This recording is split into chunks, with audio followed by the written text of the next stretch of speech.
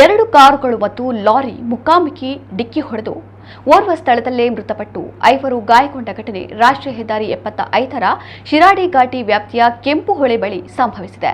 ಹಾಸನ ತಾಲೂಕಿನ ಕಟ್ಟಾಯ ಸಮೀಪದ ನಾಯಕರಹಳ್ಳಿಯ 50 ವರ್ಷದ ಚಂದ್ರೇಗೌಡ ಮೃತಪಟ್ಟವರು.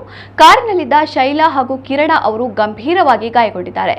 ಗಾಯಾಳುಗಳನ್ನು ಸಕಲೇಶಪುರ ಸರ್ಕಾರಿ ಆಸ್ಪತ್ರೆಯಲ್ಲಿ ಪ್ರಥಮ ಚಿಕಿತ್ಸೆ ನೀಡಿ ಹೆಚ್ಚಿನ ಚಿಕಿತ್ಸೆಗಾಗಿ ಹಾಸನ ಆಸ್ಪತ್ರೆಗೆ ಕರೆದೊಯ್ಯಲಾಗಿದೆ. ಎರಡೂ ಕಾರುಗಳು ಧರ್ಮಸ್ಥಳದಿಂದ ಬೆಂಗಳೂರು ಕಡೆಗೆ ಹೋಗುತ್ತಿದ್ದವು.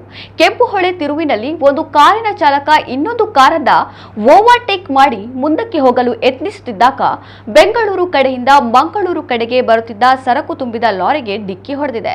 ಲಾರಿ ಪ್ರಪಾತಕ್ಕೆ ಬೀಳುವುದು ಸ್ವಲ್ಪದರಲ್ಲೇ ತಪ್ಪಿದೆ.